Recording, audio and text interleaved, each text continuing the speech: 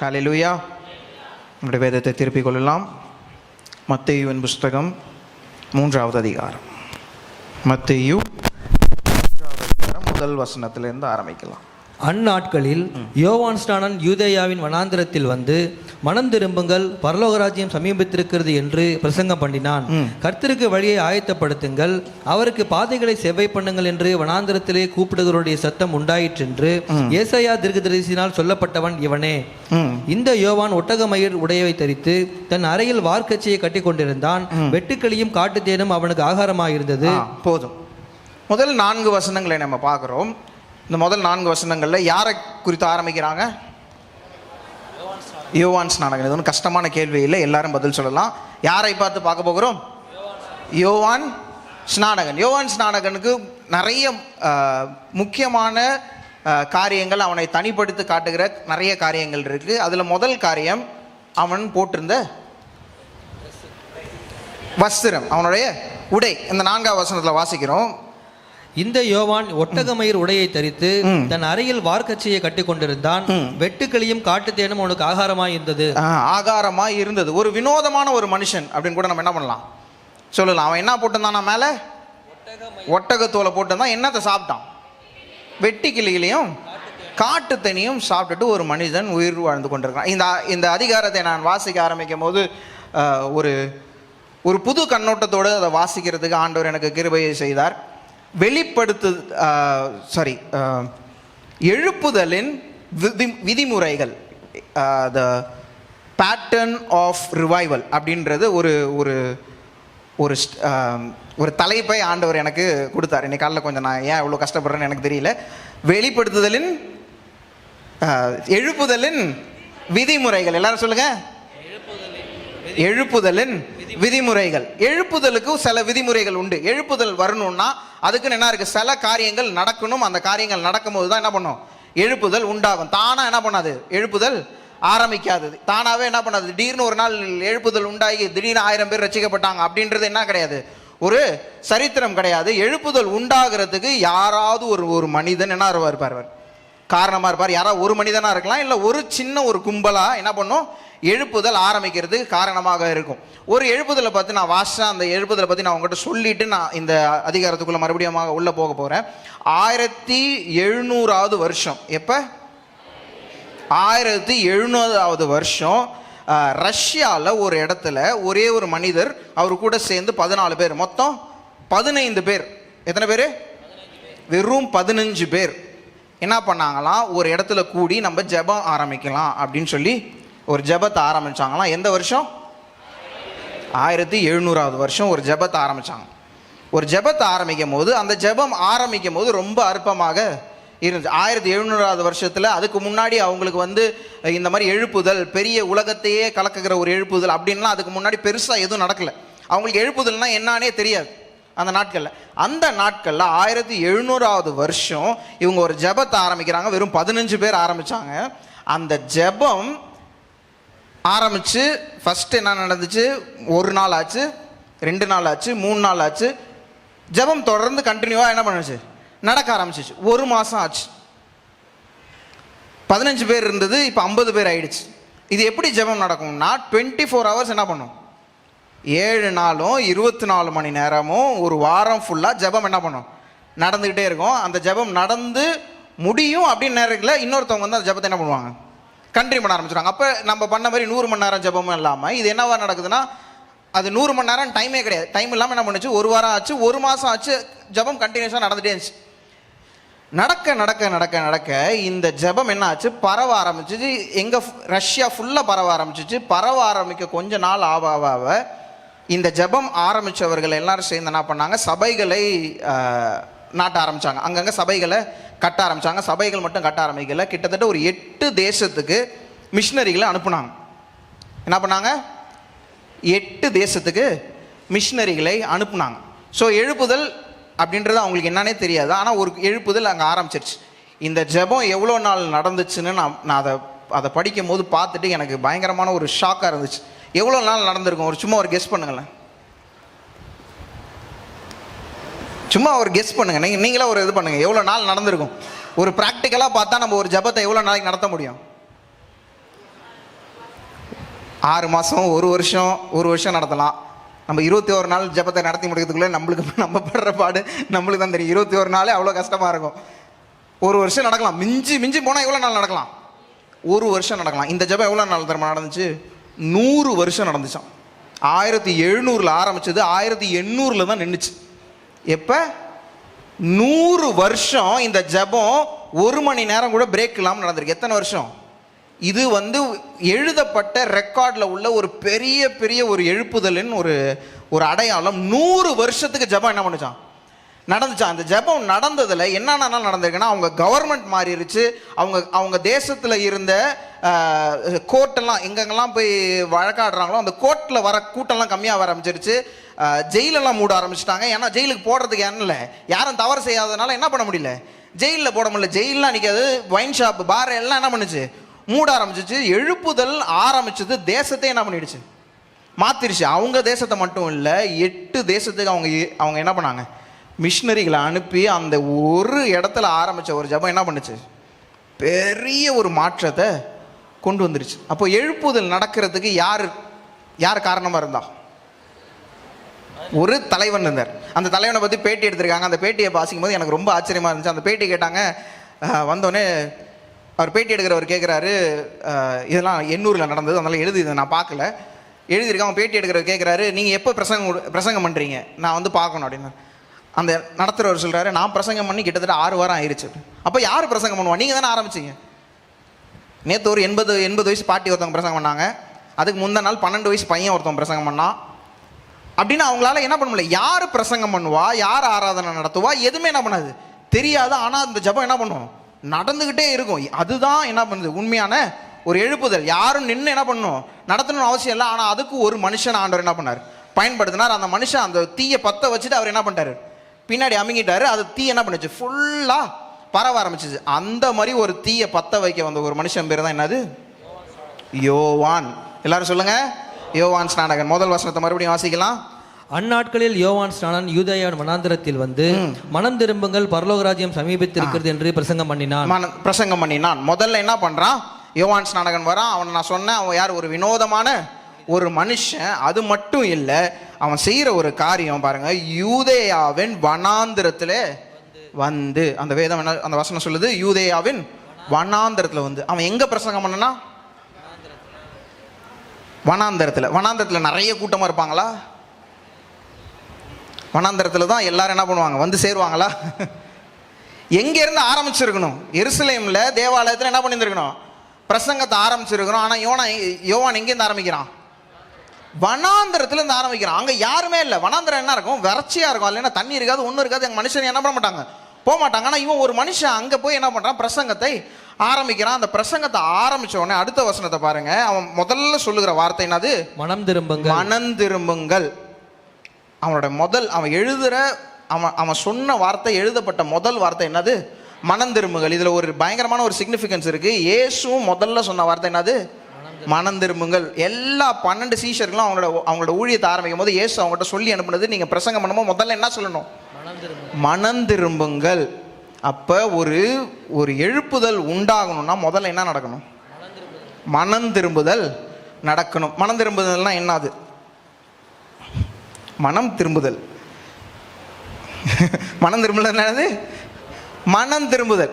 நான் மனம் திரும்புதல் அப்படின்றதுக்கு என்னதான் அர்த்தம் அப்படின்னா, ஒரு பாவத்தை செஞ்சுட்டு ஐயோ இந்த பாவத்தை நான் செஞ்சுட்டேனே அப்படின்னு கவலைப்படுறது மனம் திரும்புதல் இல்லை. நல்லா கவனிங்க, எல்லாரும் அதுதான் யோசிக்கிறாங்க. இனிமேல் நான் இந்த பாவத்தை செய்ய மாட்டேன் அப்படின்னு யோசிக்கிறது மனம் திரும்புதல் அப்படின்னு யோசிக்கிறேன். அது கிடையாது மனம் திரும்புதல். மனம் திரும்புதல் என்னன்னா, நான் இவ்வளோ நாள் இந்த கெட்டதை செஞ்சுட்டேன், இந்த கெட்டதை நான் மாற்றி இனிமேல் நான் நன்மையாக செய்யணும்னு மாறுறது தான் மனம் திரும்புதல். ஆமேன். யாரும் ஆமேன் சொல்ல மாட்டீங்களே. ஆமேன்.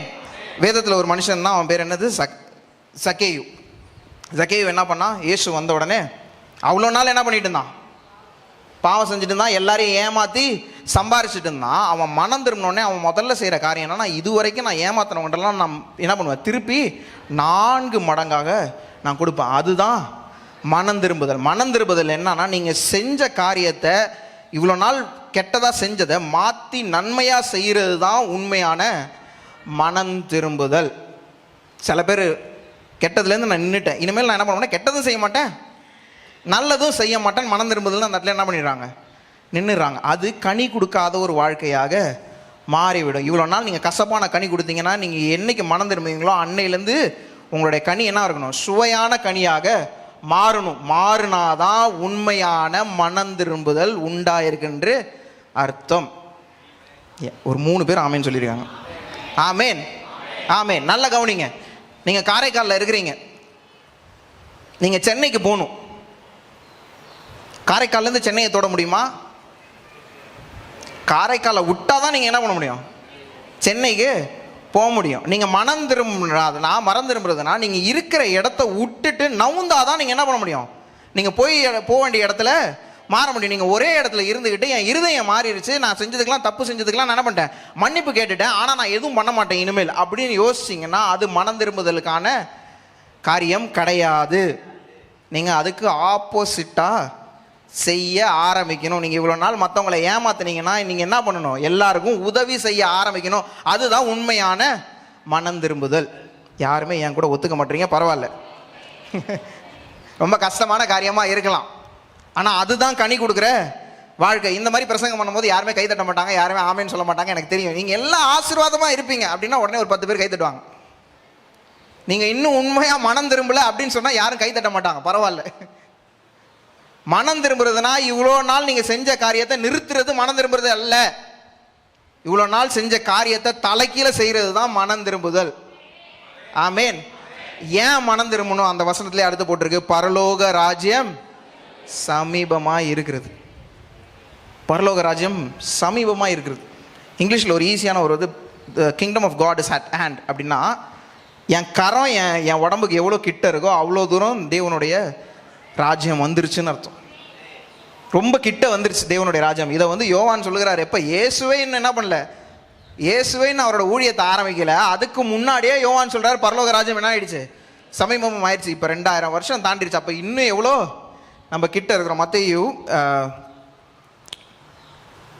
24வது அதிகாரத்தில் இயேசுவை பார்த்து அந்த கேள்வி கேட்குறாங்க. 3வது வசனம் வாசிக்கலாமா? மைக். பின்பு அவர் ஒலிவ மலையின் மேல் உட்கார்ந்திருக்கையில் சீஷர்கள் அவரிடத்தில் தனித்து வந்து, இவைகள் எப்பொழுது சம்பவிக்கும், உம்முடைய வருகைக்கும் உலகத்தின் முடிவுக்கும் அடையாளம் என்ன, எங்களுக்கு சொல்ல வேண்டும் என்றார்கள். இயேசுவை பார்த்து கேட்குறாங்க, இன்னும் கடைசி காலம் வருது, தேவனுடைய சமூகம், தேவனுடைய பிரச்சனை வருது, கிட்ட வருது அப்படின்னு நம்ம சொல்லும் போது, ராஜ்யம் வருது அப்படின்னு நம்ம சொல்லும் போது என்ன, ஏன் அப்படின்னா என்ன அர்த்தம் ஆண்டவரே, அப்படின்னா என்ன அர்த்தம் இயேசுவேன்னு கேட்குறாங்க. அதுக்கு அவர் சொல்கிற பதில் பாருங்க, 4வது வசனத்திலிருந்து. இயேசு அவர்களுக்கு பிரதியுத்தரமாக, ஒருவனும் உங்களை வஞ்சியாதபடிக்கு எச்சரிக்கையாயிருங்கள், ஏனெனில் அநேகர் வந்து என் நாமத்தை தெரித்துக் கொண்டு நானே கிறிஸ்து என்று சொல்லி அநேகரை வஞ்சிப்பார்கள். போதும், முதல் காரியம் அது பாருங்க, நானே கிறிஸ்து என்று சொல்லி உங்களை வஞ்சிப்பார்கள். அப்படின்னா என்ன அர்த்தம்னா, சபைக்குள்ளேயே வந்து நானும் என்ன பண்றேன், நானும் கிறிஸ்தவன் தான், நானும் என்ன பண்றேன், இதெல்லாம் பண்றேன்னு சொல்லி உங்களை ஏமாத்துக்கிறதுக்கு என்ன பண்ணுவாங்க, நிறைய பேர் வருவாங்க. அப்படி வந்தாங்கன்னா என்ன ஆரம்பிச்சிருச்சுன்னு அர்த்தம், கடைசி காலம் ஆரம்பிச்சு. 10 வருஷத்துக்கு முன்னாடி கூட இந்த அளவுக்கு ஆட்கள் கிடையாது. ஆனால் இப்போ என்ன இருக்காங்க, இந்த மாதிரி கிறிஸ்தவத்துக்குள்ளே புதுசாக கொண்டு வர காரியங்கள் என்ன இருக்குது, நிறையா இருக்குது. நான் ஒரு வீடியோ பார்த்துட்டு இருந்தேன். அதில் ஒரு ஆராதனை நடத்துகிற ஒரு மனுஷன், சபை நடந்துகிட்ருக்கு, ஒரு ஆளை முட்டி போட வச்சு அவர் மேலே ஏறி உட்காந்துக்கிட்டு, இயேசு வந்து எப்படி கழுதையோட உள்ளே வந்தார், எருசலேமுக்குள்ளே வந்தாரோ அந்த மாதிரி நானும் வரேன் பாருங்க அப்படின்ட்டு ஒரு மனுஷனை முட்டி போட வச்சு அவன் மேலே ஏறி உட்காந்து இவர் பாட்டு பாடிட்டு, அந்த மனுஷன் பாவம் அப்படி கழுத மாதிரி நடந்து உள்ளே போகிறார். இயேசு உள்ளே வந்த மாதிரி இவர் என்ன பண்ணுறாராம், எருசலேமுக்குள்ளே வராராம். இதெல்லாம் பார்க்கும்போது என்ன தெரியுது, ரொம்ப சமீபமாக நம்ம என்ன பண்ணிட்டோம், கடைசி காலத்துக்கே வந்துட்டோம். ஒரு சைடில் என்னென்னா நீங்கள் சாவே மாட்டீங்கன்னு ஒருத்தன் பேசிகிட்டு இருக்கான். இன்னொரு சைடில் என்னென்னா நீங்கள் வந்து என்ன நினச்சாலும் நீங்கள் இன்னைக்கு காலையில் யோசிச்சு எனக்கு 3 லட்ச ரூபா வேணும் அப்படின்னு யோசிச்சிங்கன்னா உடனே உங்களுக்கு என்ன பண்ணும், காசு வந்துடும் அப்படின்னு ஒரு சைடில் என்ன பண்ணுறாங்க, பேசிகிட்டு இருக்காங்க. ஒரு சைடில் என்னென்னா நீங்கள் என்ன பாவம் செஞ்சாலும் உங்கள் ஆண்டவர் என்ன பண்ண மாட்டார், உங்களை தண்டிக்கவே மாட்டார். நீங்கள் என்ன பாவம் செஞ்சாலும் உங்களுக்கு வந்து நீங்கள் ஒரு தடவை ரட்சிக்கப்பட்டீங்கன்னா, ஒரு தடவை இயேசுவை உங்களுடைய சொந்த ரட்சகராக ஏற்றுக்கொண்டீங்கன்னா உங்களுக்கு மரணம் கிடையாது, உங்களுக்கு சாவு கிடையாது, உங்களுக்கு எந்த தண்டனையும் கிடையாதுன்னு ஒரு சைடில் என்ன பண்ணிட்டு இருக்காங்க, பேசிகிட்டு இருக்காங்க. இதெல்லாம் வேதத்தில் உள்ள காரியமா, இதெல்லாம் வேதம் சொல்லிக் கொடுக்குற காரியமா? பவுலே அழுகுறார். பவுல் சொல்கிறார் ஒரு இடத்துல, நான் ஒரு நாளும் என்ன பண்ணுறேன், என்னோட பாவங்களுக்காக நான் என்ன பண்ணுறேன், மனதுருகிறேன், நான் மன்னிப்பு கேட்குறேன் ஆண்டவர்னு பவுலே எழுதுறாரு. பவுலே கேட்குறாருன்னா நம்மலாம் எங்க?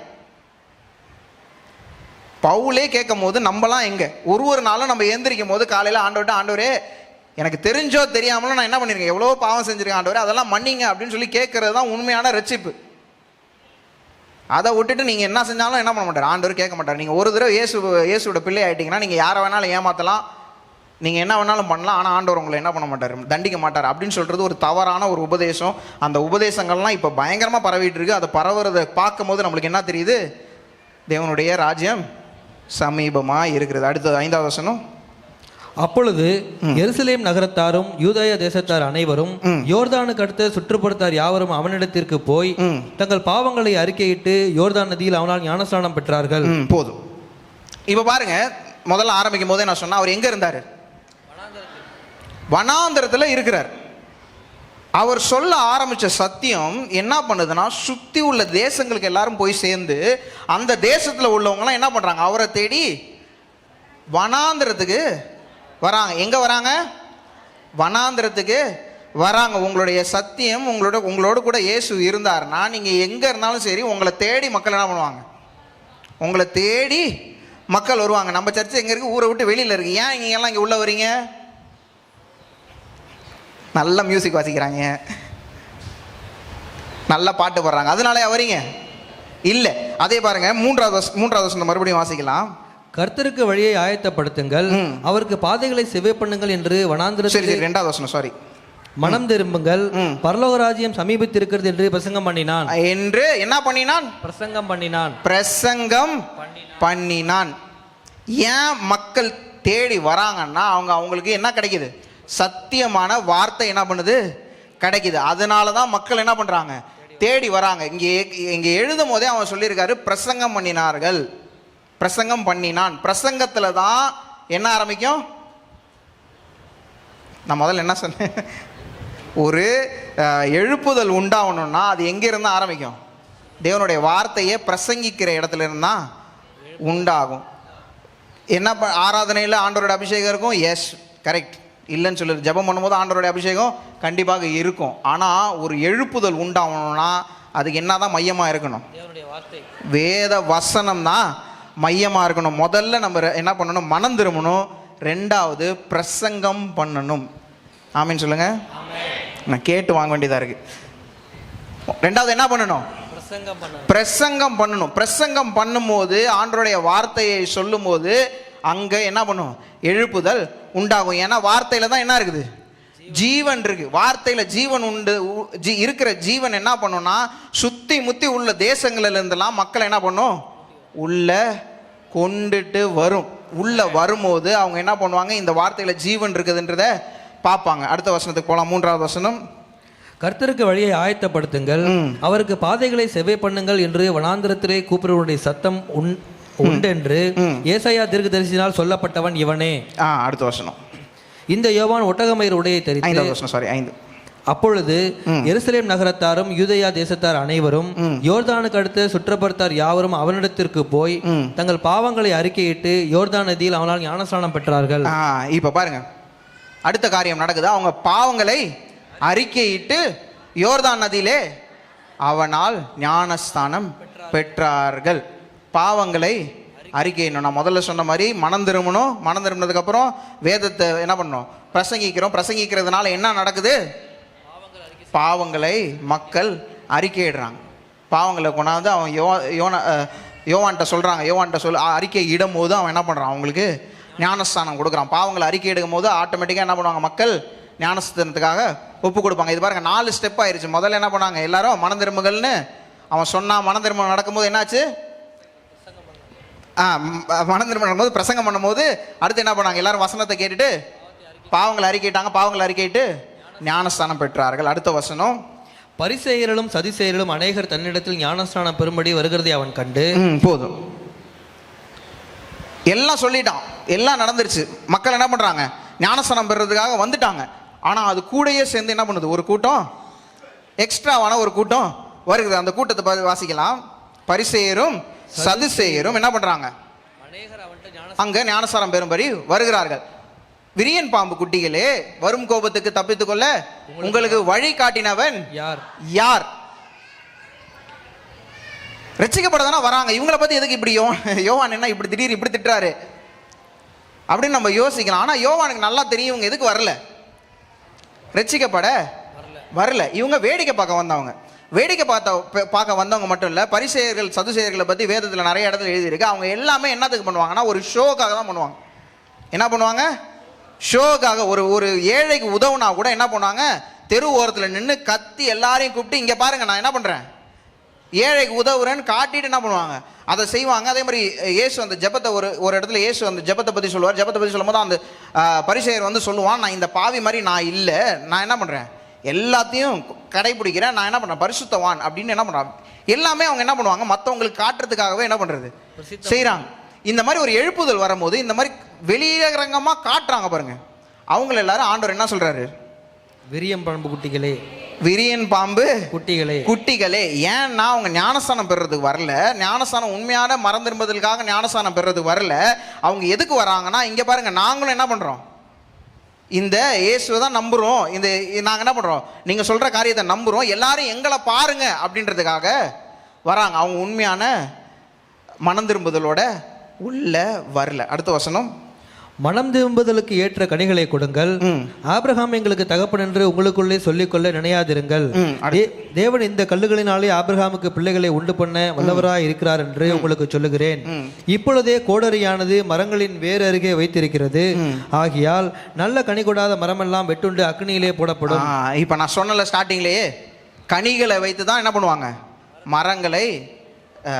மரங்களுடைய ஒர்த் என்ன, மரங்கள் எவ்வளோ வேல்யூபிள் ஆனதுன்னு எங்கேருந்து தான் பார்ப்பாங்க, கனிகளை வைத்து தான் பார்ப்பாங்க. இந்த மரம் சரியான கனியை என்ன பண்ணல, கொடுக்கல. மனம் திரும்பி இருந்தா இவங்களோட கனிகள் என்னவா இருந்திருக்கும், மாறி இருக்கும். இவங்களோட கனிகள் மாறலை. நீங்கள் மனம் திரும்பிட்டேன்னு வெளியில் சொல்லலாம், ஆனால் உங்களுடைய கனிகள் மாறலைன்னா இந்த வேதத்தில் வசனத்தில் போட்டிருக்கோம், என்ன பண்ணுமா, கோடாரி மரத்துக்கு அடியில் வைக்கப்பட்டிருக்கிறது. ஒரு மரத்துக்கு அடியில் கோடாரி வச்சுருக்காங்கன்னா எதுக்கு வச்சுருக்காங்க, வெட்டுறதுக்கு தான் வச்சுருக்காங்க. கோடாரிக்கு டயர்டாக இருக்குது, கொஞ்சம் நேரம் எங்கள் மரத்துக்கு அடியில் படுத்துருக்குன்னு என்ன பண்ணல வைக்கல. எல்லாரும் கோடாரியை பார்த்துட்டு அது பாட்டு கிடக்குதுன்னு விட்டுறாங்க. கோடாரி ஏன் வந்திருக்குன்னா மரத்தை வெட்டுறதுக்காக தான் வந்திருக்கு. அந்த மரம் என்ன பண்ணுது, கோடாரியை பார்க்குது, கோடாரியை பார்த்தோன்னு நினைக்குது, ஐயோ கொண்டாந்து என்ன பண்ணிட்டான், ரெடி ஆகிட்டான், வெட்டுறதுக்கு என்ன பண்ணிட்டான். நிறைய பேரோட வாழ்க்கையில் கோடாரி கால் பக்கத்துலேயே இருக்கு, அது பாட்டு கிடக்குது அப்படின்னு நம்ம பாட்டுக்கு என்ன பண்ணிட்டு இருக்கோம், நம்ம வேலையை பார்த்துட்டு இருக்கிறோம். ஆனால் மனம் திரும்புதலுக்கான கனிகள் என்ன பண்ணுறது இல்லை, கொடுக்கல. கசப்பான கனிகள் தான் வந்துட்டு இருக்கு. அந்த கசப்பான கனிகளில் நம்ம மனம் திரும்பி மாற்றலைன்னா அந்த கோடாரி என்ன பண்ணப்படும், பயன்படுத்தப்படும். எதுக்கு பயன்படுத்தப்படும், வெட்டுறதுக்கு தான் பயன்படுத்தப்படும். அது வேதம் சொல்கிறது, நான் சொல்லலை. உங்கள் கனிகளை பார்த்து உங்கள் கனிகள் ஒழுங்கான கனிகளாக இல்லைன்னா இன்னும் உங்கள் வாழ்க்கையில் கசப்பும் வெறுப்பும், மற்றவங்க மேலே ரொம்ப பொறாமப்படுறதும், மற்றவங்களை ஏமாற்றணும், இவனை ஏமாற்றி நான் பிழைக்கணும் அப்படின்னு யோசிக்கிற இந்த கனிகள்லாம் இன்னும் இருக்குமானால் என்ன ரெடியாக இருக்குது, கோடாரி ரெடியாக தான் இருக்குது. நானா சொல்கிறேன் அந்த வசனத்தை, நான் சொல்கிற வசனமா, ஜான் சொல்லுவது என்னவென்றால் அப்படின்னு நான் எழுதியிருக்கு. என்ன எழுதியிருக்கு அந்த வசனத்தை மறுபடியும் வாசிக்கலாம். இப்பொழுது கோடாரியானது மரங்களின் வேறருகே வைத்திருக்கிறது. ஆகையால் நல்ல கனி கொடாத மரமெல்லாம் வெட்டுண்டு அக்கினியிலே போடப்படும். அக்கினியும் ரெடி, கோடாரியும் ரெடி. கனி கொடுக்கிறது யார் கையில் தான் இருக்கு, நம்மளுடைய கையில் தான் இருக்கு. என்ன கனி வருகின்றது நம்ம கையில் தான் இருக்கு. ஒரு பாஸ்டர் இங்கே பிரசங்கம் பண்ணும்போது சொன்னார், ஆண்டவர் உங்களை ஆசீர்வதிப்பார், ஆனால் உங்களோட கேரக்டரை தொட மாட்டார். உங்களோட கேரக்டரை யார் தான் சரி பண்ணணும், நம்ம தான் சரி பண்ணணும். உங்களை என்ன பண்ணுவார், எல்லாம் கொடுப்பார் ஆண்டவர், உங்களை அபிஷேகிப்பார், உங்களை ஊழியத்திலையும் பயன்படுத்துவார். ஆனால் கேரக்டர் ஆண்டவர் என்ன பண்ண மாட்டார், தொடவே மாட்டார். அந்த கேரக்டரை சரி பண்ண வேண்டிய வேலை யார்கிட்ட தான் இருக்குது, நம்மகிட்ட தான். அந்த கனி கொடுக்கறத சரி பண்ண வேண்டியது யார்கிட்ட தான் இருக்குது, நம்மகிட்ட தான் இருக்குது. அடுத்த வசனத்தை வாசிக்கலாம், 11வது வசனம். மனம் திரும்புதலுக்கென்று நான் ஜலத்தினால் உங்களுக்கு ஞானஸ்நானம் கொடுக்கிறேன். எனக்கு பின் வருகிறவரோ என்னிலும் வல்லவராயிருக்கிறார். அவருடைய பாதரட்சைகளை சுமக்கிறதற்கு நான் பாத்திரன் அல்ல. அவர் பரிசுத்த ஆவியினாலும் அக்னியினாலும் உங்களுக்கு ஞானஸ்நானம் கொடுப்பார்.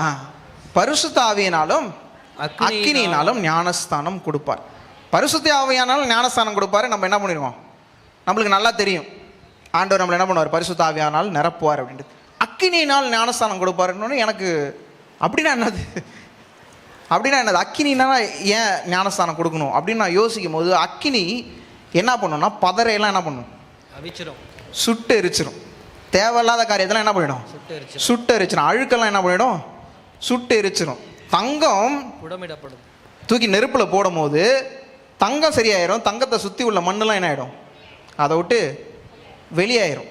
மண்ணெல்லாம் நெருப்பில் எரிஞ்சிரும். தங்கம் என்ன பண்ணாது, நெறியாது. அது தங்கம் எவ்வளோக்கு எவ்வளோ நெருப்புக்குள்ளே இருக்கோ அவ்வளோக்குள்ள என்ன பண்ணும், சுத்திகரிக்கப்படும். அதனால தான் இங்கே வேதம் சொல்லுது, அக்கினினாலும் பரிசுத்த ஆவியினாலும் ஞானஸ்தானம் கொடுப்பா. இந்த ஞானஸ்தானம் கொடுக்கும் போது, பரிசுத்த ஆவியானால் ஞானஸ்தானம் கொடுக்கும்போது நல்லா இருக்கும். அக்கினி ஞானஸ்தானம் கொடுக்கும்போது என்ன இருக்காது, அவ்வளோ நல்லா இருக்காது. ஆனால் அதில் நிற்கிறாங்க பாருங்க, உண்மையான தங்கமாக நிற்கிறாங்க பாருங்க, அவங்க தான் தங்கமாக என்ன பண்ணுவாங்க, வெளியில் வருவாங்க. மற்றவங்களாம் என்ன பண்ணுவாங்க, அழுக்கோட அழுக்கா சேர்ந்து போயிடுவாங்க. இதை ஏன் அவர் அந்த இடத்துல சொல்கிறார் அப்படின்னு நான் யோசிக்கும் போது, அவர் சொல்கிறாரு, அங்கே யார் இருக்கிறா, பரிசேயர்கள் இருக்காங்க, சதுசேயர்கள் இருக்காங்க, உண்மையான விசுவாசிகளும் அங்கே இருக்கிறாங்க. அவர் சொல்கிறாரு, நான் இப்போ ஞானஸ்தானம் கொடுக்குறேன், நீங்கள்லாம் இங்கே இருக்கிறீங்க, ஆனால் அவர் வரும்போது, அந்த அக்கினி வரும்போது இங்கே உள்ள எல்லாரும் அங்கே என்ன பண்ண மாட்டீங்க, நிற்க மாட்டீங்க. அக்கினி தாங்க முடியாமல் ஓடுறவங்களாம் என்ன பண்ணுவீங்க, வெளியே ஓடிடுவீங்க. அக்கினியில் நான் எவ்வளோ அக்கினியாக இருந்தாலும் நிற்பேன். நிற்கிறவங்கள ஆண்டவர் என்ன பண்ணுறாரு, தங்கமாக மாற்றுகிறார். இந்த வசனத்தை நான் வாசிக்கும் போது எனக்கு அதான் தோணுச்சு, ஒரு எழுப்புதல் உண்டாகணும்னா இந்த தங்கங்கள் தான் ஆண்டவர் என்ன பண்ணுறாரு, தேடுறார். இந்த எவ்வளோ நெருப்புலையும் நான் எவ்வளோ கஷ்டமாக இருந்தாலும் நான் என்ன பண்ணுவேன், ஆண்டவருக்காக நிற்பேன். நிற்கிற மனம் திரும்பி வாழ்க்கையை ஆண்டவருக்காக ஒப்பு கொடுத்து ஆண்டவருக்காக பிரசங்கித்து எவ்வளோ நெருப்பாக இருந்தாலும் நான் நிற்பேன். நிற்கிறவங்களை கொண்டு தான் ஆண்டவர் எழுப்புதலை கொண்டு வர போகிறார். அப்பா, மல்கியா 3வது அதிகாரம் 2வது வசனத்தை வாசித்து நம்ம முடிக்க போகிறோம்.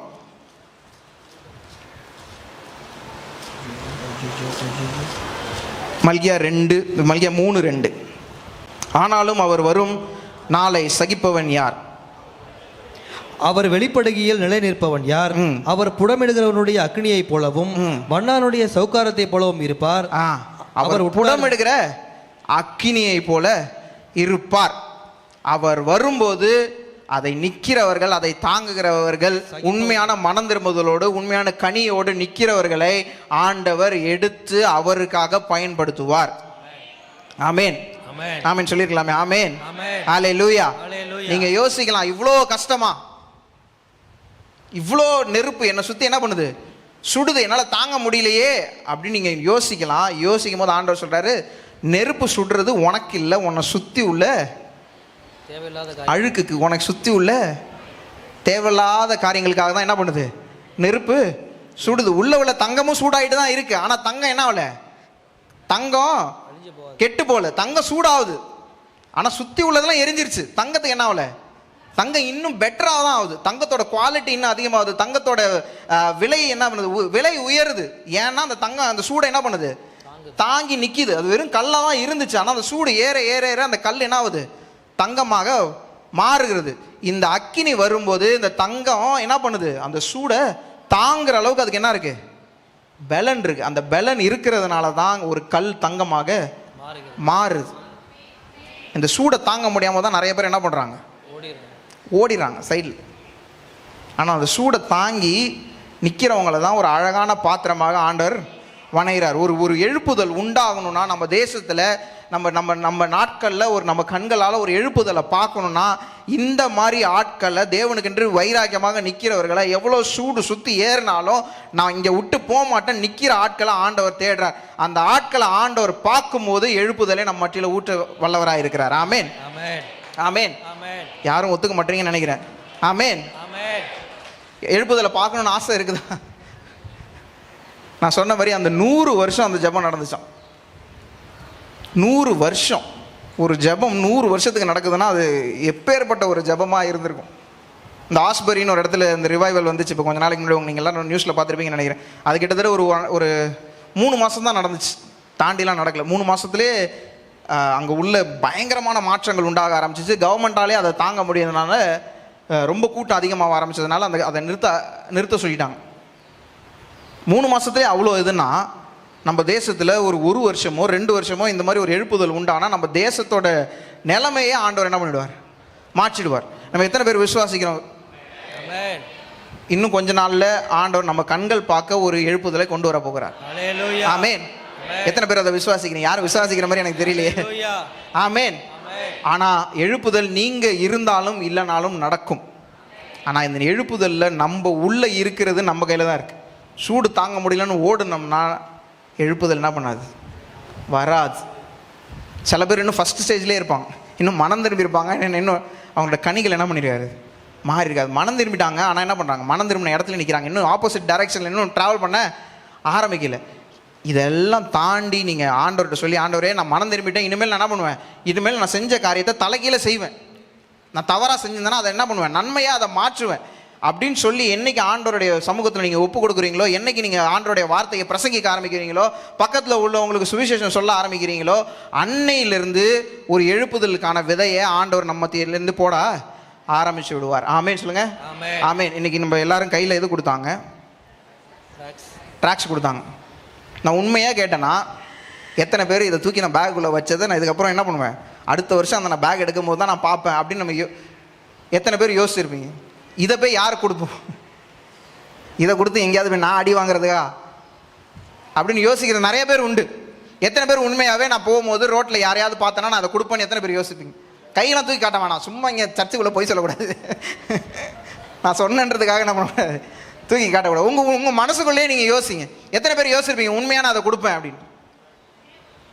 உண்மையாக கொடுப்பேன் அப்படின்னு யோசிக்கும் போது தான் நீங்கள் பிரசங்கத்துக்குள்ளே என்ன பண்ணுறீங்க, வருகிறீங்க. ஆண்டவருடைய வாழ்க்கை, ஆண்டவருடைய வார்த்தையை நீங்கள் சொல்ல ஆரம்பிக்கும் போது தான் நீங்கள் என்ன பண்ணுறீங்க, பிரசங்கம் பண்ணுற ஸ்டேஜ், 2வது ஸ்டேஜுக்கே உள்ளே வரீங்க. நீங்கள் பிரசங்கம் பண்ண ஆரம்பிக்கும் போது ஆண்டவர் தானாக மக்கள் என்ன பண்ணுவார், வெளியிலேருந்து சபைக்குள்ளே கூட்டிகிட்டு வருவார். நான் சொல்கிறேன், இன்னும் நம்ம தேசத்தில் ஒரு எழுப்புதல் ஆரம்பிச்சிச்சுன்னா அது சவுத்துலேருந்து தான் கண்டிப்பாக ஆரம்பிக்கும், இந்த சைட்லேருந்து தான் ஆரம்பிக்கும். இந்த சைட்லேருந்து ஆரம்பிச்சிச்சுன்னா நம்ம காரைக்காலில் இருக்கிற எந்த சபையிலையுமே இடமே இருக்காது.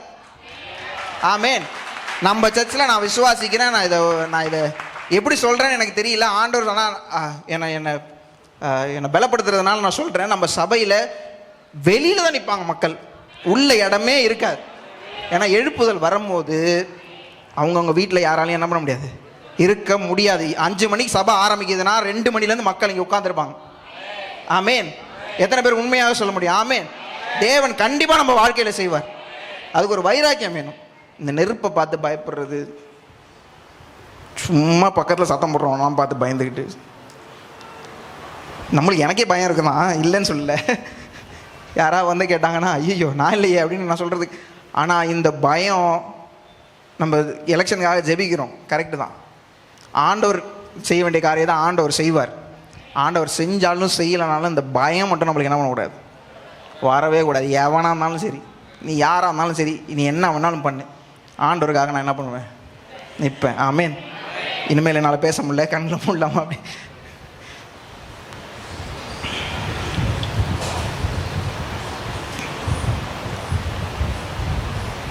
அப்படியே கண்களை முடிக்கோங்க. நீங்கள் உங்களுடைய மனதில் உங்களுடைய வைராக்கியம் ஆண்டவர் பார்க்குறார். ஆண்டவர்கிட்ட சொல்லுங்களேன், ஆண்டவரே என்ன வந்தாலும் சரி, எவ்வளோ நெருப்பு வந்தாலும் சரி, எவ்வளோ சூடு வந்தாலும் சரி, எனக்கு எதிராக என்ன நின்னாலும் சரி,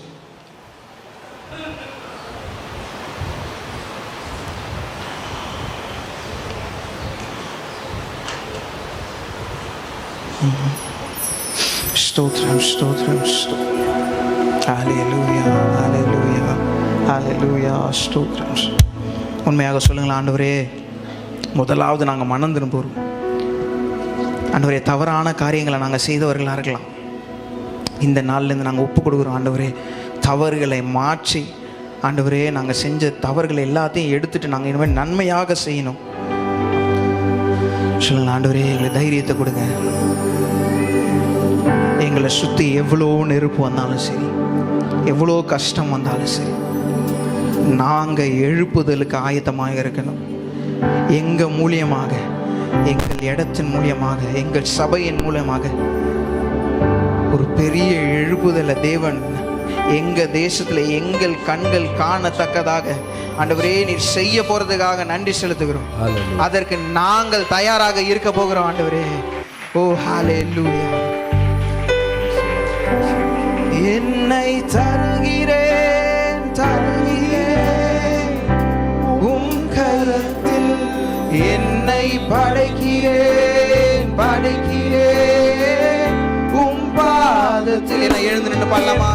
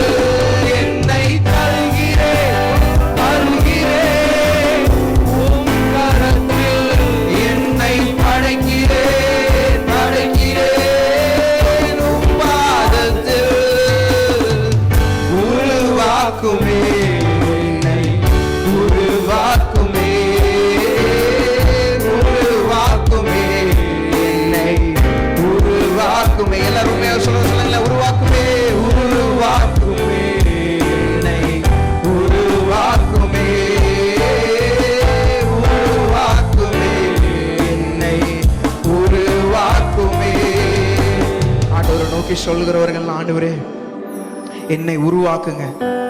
ஆண்டவரே எவ்வளோ சூடா இருந்தாலும் சரி, எவ்வளோ பிரச்சனைகள் எங்களை சுத்தி வந்தாலும் சரி, ஆண்டவரே நாங்க எங்களுடைய வாழ்க்கையை உம்முடைய கரத்துல ஒப்படைக்கிறோம். ஆண்டவரே எங்களை வணைங்க, எங்களை தங்கமாக மாற்றுங்க.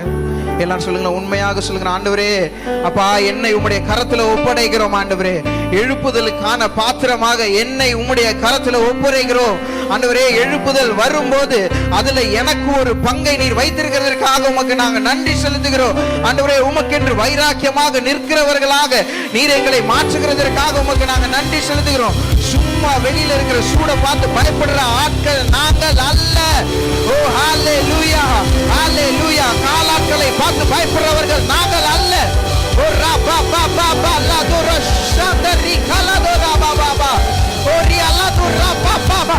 குதிரைகளோடு ஓடுகிற பலத்தை நீர் எங்களுக்கு தருகிறதற்காக நன்றி செலுத்துகிறோம்.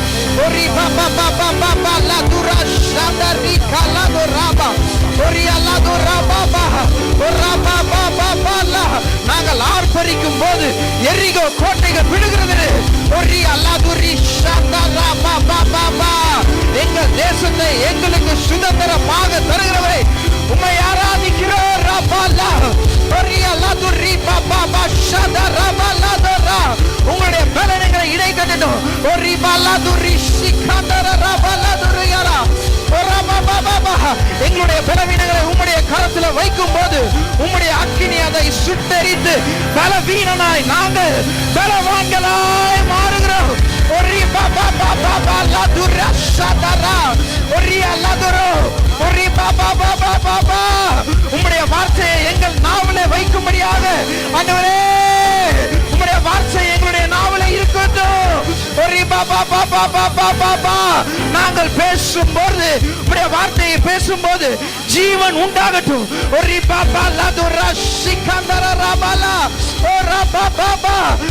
மழையும் பார்க்காத இடங்களிலே ஆண்டவரே ஆறுகளை உண்டாக்குகிற தேவன் நீர் எங்களோடு கூட வரப்போகிறதற்காக உமக்கு நாங்கள் நன்றி செலுத்துகிறோம்.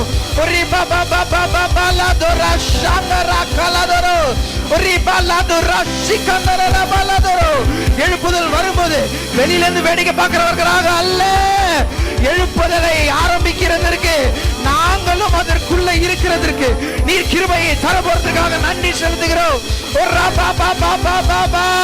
யோவான் ஸ்நானகனை போல ஆண்டவரே உம்முடைய சமூகத்தை ஆண்டவரே நாங்கள் பிரசங்கிக்கிறவர்களாக, உம்முடைய வார்த்தையை பிரசங்கிக்கிறவர்களாக, உமக்கு வழியை ஆயத்தம் பண்ணுகிறவர்களாக எங்களை மாற்றும்படியாக ஜெபிக்கிறோம்.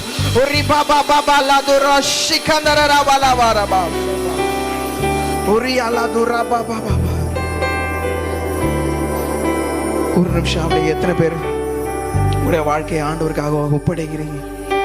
அப்படியே கரங்களை தூக்கலாமா? ஆண்டவர்கிட்ட சொல்லுங்க, ஆண்டவரே என்னை தருகிறேன் அப்பா, உம்முடைய சித்தம் போல எங்களை வணைய என்னை தருகிறேன் ஆண்டவரே. அப்பா உமக்கு நாங்கள் நன்றி செலுத்துகிறோம். வெறும் ஆண்டவரே மனம் திரும்பி நான் இனிமேல் பாவத்தை செய்ய மாட்டேன்னு மட்டும் இல்லாமல் ஆண்டவரே உமக்கென்று நான் வாழ, ஆண்டவரே உமக்கென்று ஆண்டவரே நன்மையான காரியங்களை நான் செய்ய என்னுடைய வாழ்க்கையை நீங்கள் மாற்றுகிறதற்காக உமக்கு நாங்கள் நன்றி செலுத்துகிறோம் ஆண்டவரே. எத்தனை பேர் சொல்ல முடியும்? ஆண்டவரை நோக்கி சொல்லுங்களேன், ஆண்டவரே அப்பா இந்த எழுப்புதலுக்கு என்னை பாத்திரனாக மாற்றுங்க. இந்த எழுப்புதலில் எனக்கும் ஒரு பங்கு இருக்கணும் ஆண்டவரே. என்னை அதுக்கு தயாராக்குங்க ஆண்டவரே, என்னை தகுதிப்படுத்துங்க ஆண்டவரே. எத்தனை பேர் சொல்ல முடியும்? சொல்லுங்களேன், ஆண்டவரை நோக்கி உண்மையா சொல்லுங்களேன். உங்களுடைய சத்தம் கேட்கட்டும்.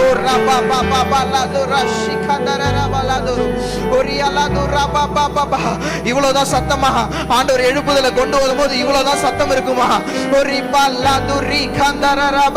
என்னை பயன்படுத்துங்க ஆண்டவர்கிட்ட சொல்லுங்க, ஆண்டவரே என்னை பயன்படுத்துங்க, என்னை பயன்படுத்துங்க, என்னை முழுவதுமாக உம்முடைய கரத்துல நாங்கள் ஒப்படைக்கிறோம். என்னை பயன்படுத்துங்க, என்னை பயன்படுத்துங்க ஆண்டவரே. என்னுடைய பழுதுகளை நீக்குங்க, என்னுடைய பாவங்களை நீக்குங்க, என்னை உமக்கென்ற பாத்திரமாக என்னை மாற்றுங்க.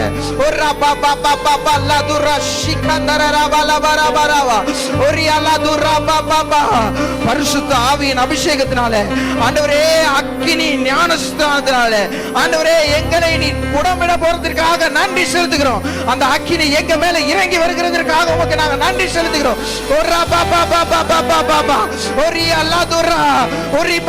சுட்டரிக்கிற அக்கினி நம்ம மத்தியில இறங்கி வருகிறதற்காக ஆண்டவரே உமக்கு நாங்கள் நன்றி. எல்லாரும் கரங்களை தள்ளி அதை பெற்றுக்கொள்ளலாமா? சுட்டரிக்க அக்கினியினால அந்நிய பாஷை வரங்களினால ஆண்டவர் நம்மளை பெற்றுக்கொண்டு செய்கிறார். ஆண்டவர் நம்மளை உயர்த்துகிறார். ஒரு சுட்டரிக்கிற அக்கினி எங்கள் சபையை இந்த நாள்ல ஆண்டவரே சுத்திகரிக்கும்படியாக நாங்கள் ஜெபிக்கிறோம். அசுத்தமான காரியங்கள் விலகுவதாக, எங்கள் சபையை விட்டு விலகுவதாக, பாவங்கள் விலகுவதாக, சாபங்கள் விலகுவதாக.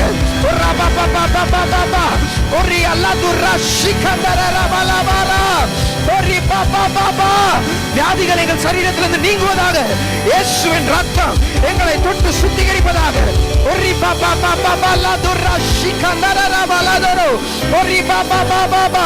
எங்கள் வாழ்க்கை ஆண்டவரே இவ்வளவு நாளாக சாபமான வாழ்க்கையாக இருந்திருக்கலாம்.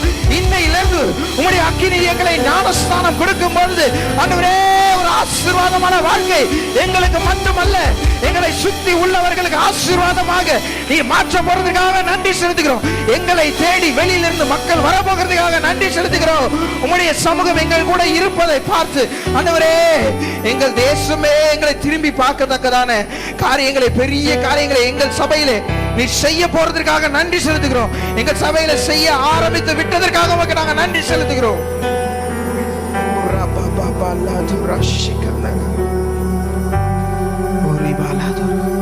எல்லாரும் கரங்களை உயர்த்தி சொல்லாமா?